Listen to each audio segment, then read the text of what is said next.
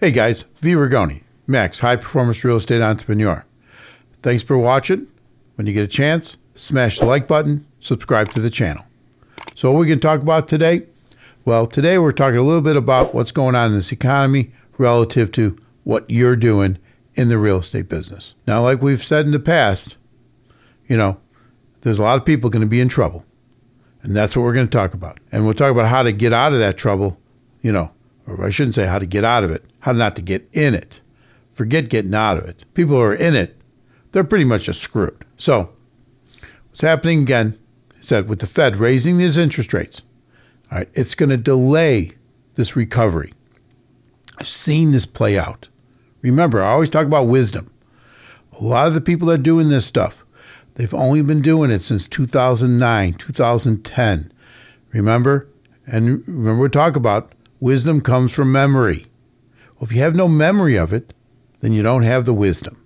Yes, they can tell you how to get rich during good times. But what about when it's tough? Well, they have no memory of it because they didn't live through the tough times in this business. I have. I started my real estate career in 1980.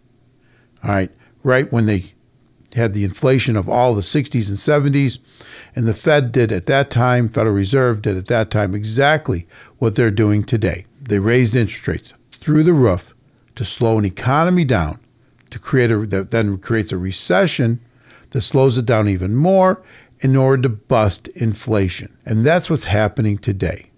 Now, one could argue that they're raising it a lot more now than they did back then.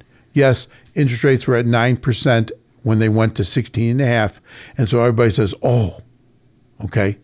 But shit, the houses were a lot cheaper back then. I get it. People made less money too. But they just took interest rates from 2.5% to 7%. That's a 200% increase. In 1980, they didn't even do 100% increase. One could argue because they only got to 16.5%. 16.75, somewhere in that range. But this time they went from 2.5 to 7.5. So from a percentage basis, much bigger killer. From a headline basis, 16.5 always sounds worse. Now, what happened back then? Well, this is where the wisdom comes in. Well, it took really almost 10 years for the real estate market to get really back to where it needed to be from a transaction basis. What do I mean by that? Well, like today, the prices of homes haven't dropped all that much. Yes, there's some areas where they've dropped a little more, and I'm not talking San Francisco because that's a whole nother bag of shit. Same thing with Portland. I'm talking about like in Austin, where they've come down maybe 10, 15% but they had doubled in a couple of years. Why? Because that's where Silicon Valley wants to move.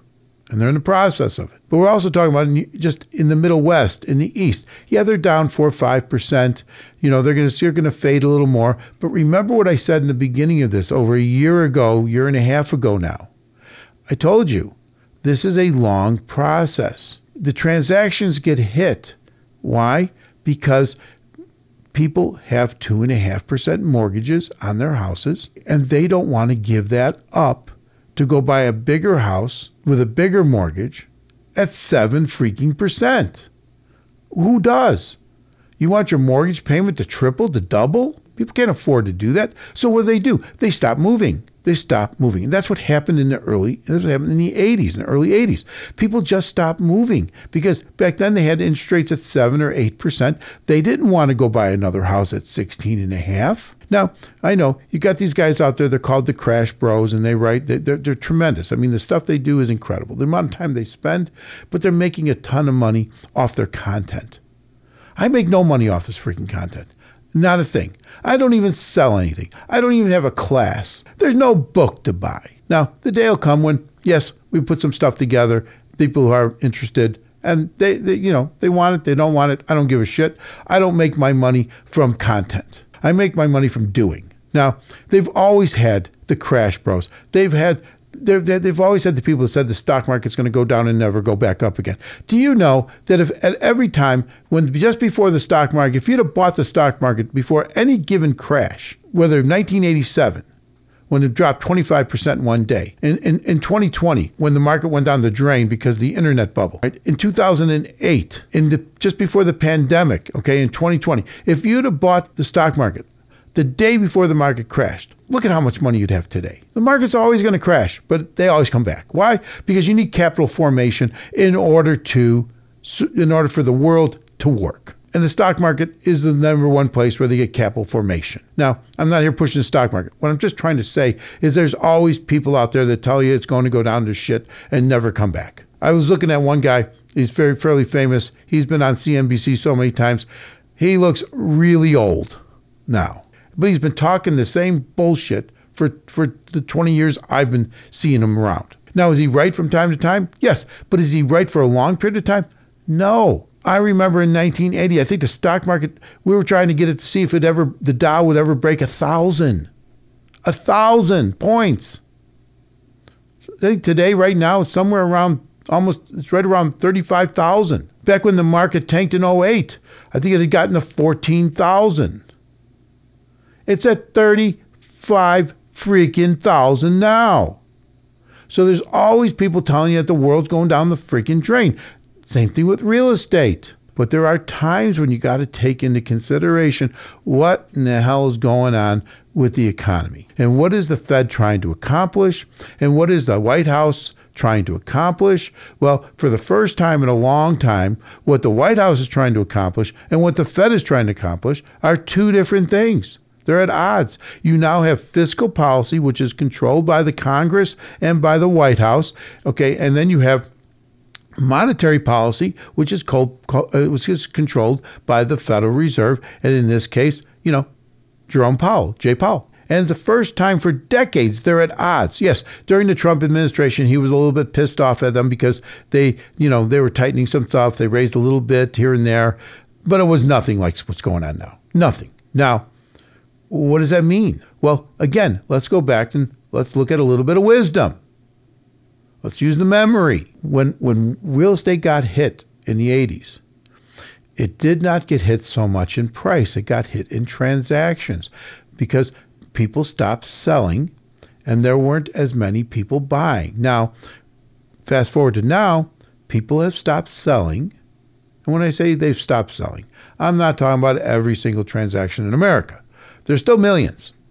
But as on a percentage basis, it's down huge. I think like 40%. Hell, in apartment buildings, I think year to date, it's down like 75 to 78% of transactions are not taking place that were taking place a couple of years ago. But we're focused right now on the single family. So then what's happening now is that you have more people that can afford to buy because you have higher incomes. You have more women in the workforce, more highly educated women making more money. And so, yes, it creates more ability to buy at a higher interest rate.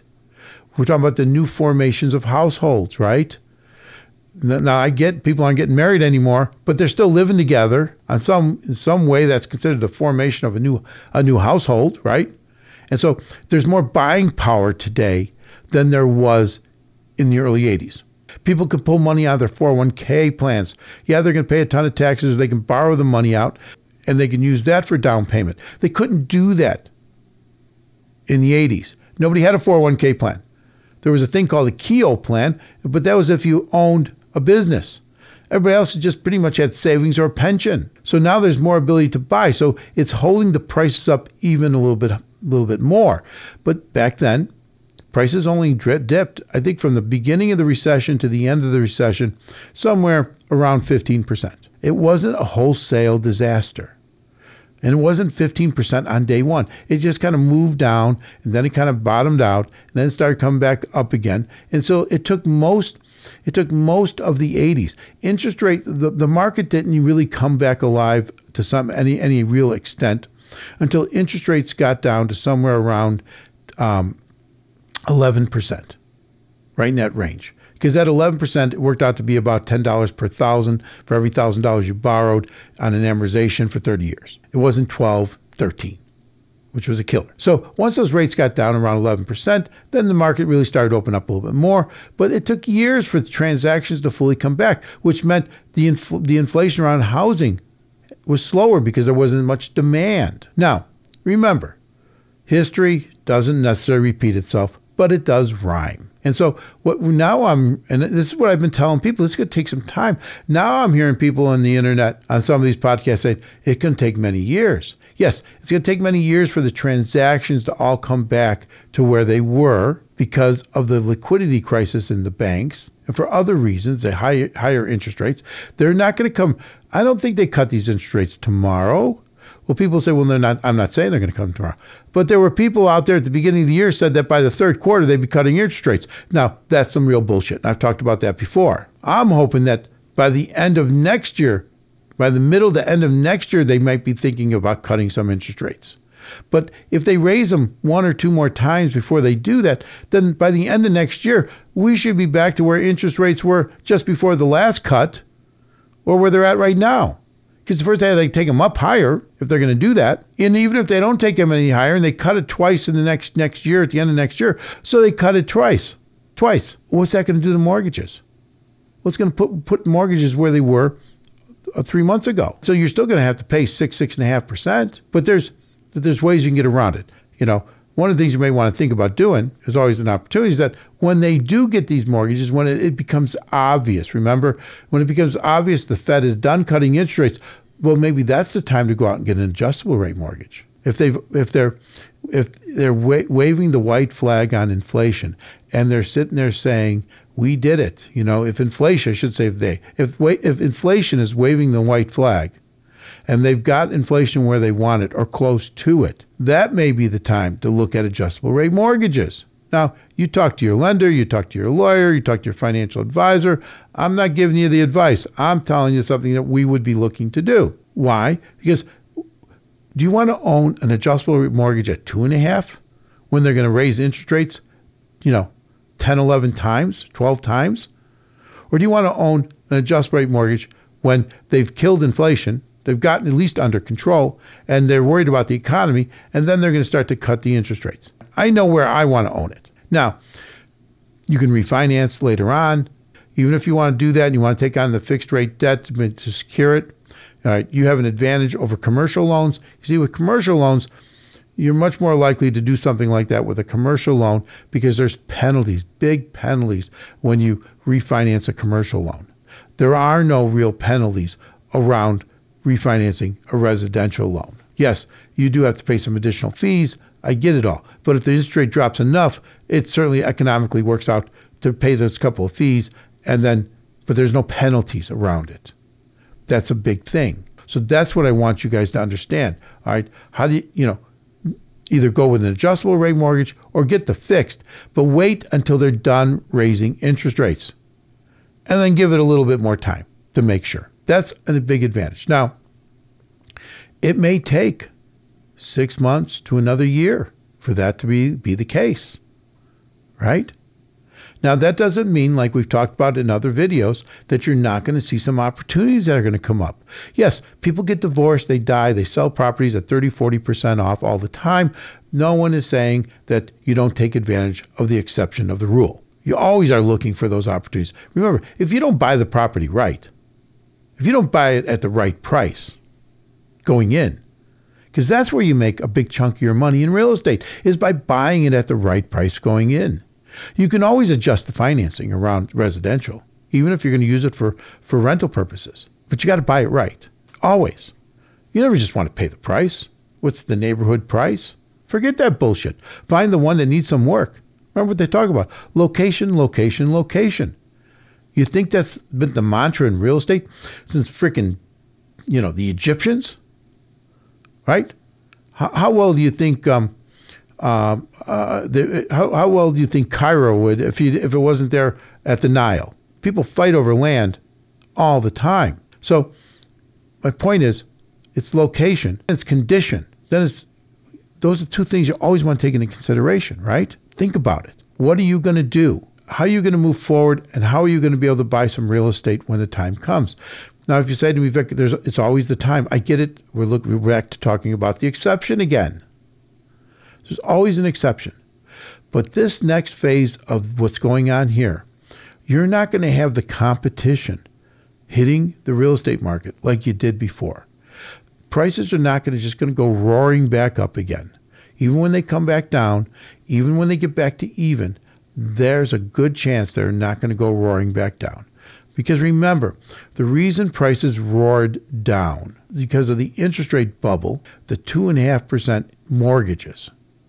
We're not going to see 2.5% mortgages again unless there is some catastrophic event, that we can't even think about at the moment. Sure, interest rates come back down to 6, maybe come back down to 5. You might even come back down to 4.5. And that's going to increase the health of the real estate market. It's going to increase the transactions.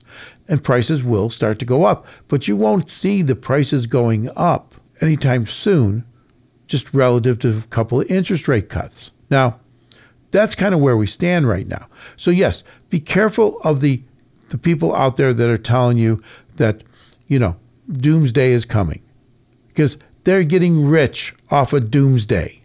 I get it.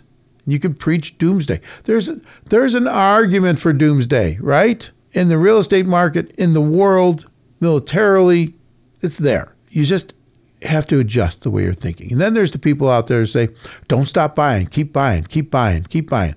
Why do I want to buy something right now that may be down 5%, and it's likely to be down maybe 10 or 15%, come winter? Do you want to buy property in a market like this in the last 3 months, right? When all the average consumers that are out there, they're trying to get a house. What about November, December, January? That's when you'll be looking, okay? That's when you should be looking at that point. Why? Because then there's no buyers. All those buyers, the spring market isn't there yet. And the houses that are for sale, you think when you got your house up for sale, it's freaking December, do you think you really want to sell? Absolutely. You think you're probably more open to offers and whatever the opportunity might be to a buyer if you're the seller? Absolutely. So, the time of the market's important. Now, again, if you're going down to Florida, it might be the opposite, right? I believe their market works totally opposite than it does in the north, to a great extent, more or less. But taking that in consideration, you want to buy when you want to be looking when it's the off part of the market. That's when the greatest opportunities show through. And again, you're not going to have this competition from investors. Investors, a lot of these guys that bought at too high a price, they bought too many, they bought with adjustable rate mortgages. There's going to be a lot of people that are going to be licking a lot of wounds, or they're just going to be roadkill. And then someone's going to go shovel up that roadkill. And that's going to be those apartment buildings. Except when you shovel up that roadkill, it all of a sudden turns into a beautiful fir. Now, I know that's not typically the best metaphor, but hey, the reality is someone's roadkill is another person's great looking piece of fir. Because when you put your financing on that new property that you bought at a discount because some fool made the wrong decisions, whether it be single family or multifamily, and you'd put a different capital stack on that thing, when you do different types of loans, now all of a sudden, it's amazing. The thing that was choking somebody else out is now putting food on your table. Now, that's what we're talking about here. So don't get caught up with the people that are telling you the world's burning down, because they're always there. And don't get caught up with the people that are telling you, buy, buy, buy, buy, buy. You never stop buying. Now, I get it. I told you that if you bought the stock market at the top of the market, you still did well. And the same thing goes with buy, buy, buy, as long as you get able to put the right kind of financing on it and you're willing to hold it through some hard times. But if you don't want to hold it through some hard times, don't be buying now unless you're getting a giant discount. It's much nicer to buy that property at a much bigger discount in 3 or 4 months, or in 6 months, or in 9 months. This is a fluid situation. Remember, history doesn't repeat itself, but it does rhyme. And go back and study what happened in the 80s. Different locations. Yes, in Manhattan, there was a recovery by probably 83, 84. But if you were in the rest of America, 86, 87 in a lot of areas. 85, 86, 87 took years. And then because they had really, truly broke inflation at that time, there wasn't the inflation factor to owning real estate. So you didn't see properties going up 10% anymore through the 90s and through the late 80s. No, they went up a few percentage. So that means that when you go to buy those properties, you no longer can count on that really, really fat inflation number to drive your value up. And there's a lot of people that have fucked up a lot of real estate, but they survived it because of the inflation factor. They overbuilt it. They spent too much money. They took too much time. All the things that can screw up the remodel of a property, right? But because of inflation, all of those mistakes were hidden. But if we go into a period of time where they truly do break inflation, you will not see just the given value increase of real estate. You just won't see it. You can do things to affect it. Yes, you can force the appreciation by remodeling, by putting in new kitchens, new bath, all that. You can always do that. But you're not going to sit there with a backdrop of an 8% just because the economy, an 8% inflation, and then you get to add on what you did. Because that 8% won't be there. It'll be 2-3%. But if they don't break the back of inflation and they just tame it down, then we got a whole different game. And we'll talk about that in another video. Let's get out there. Let's make it happen. Remember, think big, start small, but grow fast. And be freaking smart about it. Talk to you soon, and let's make it happen. V. Rigoni, Max, high performance real estate entrepreneur. Smash that like button. Subscribe to the channel, baby.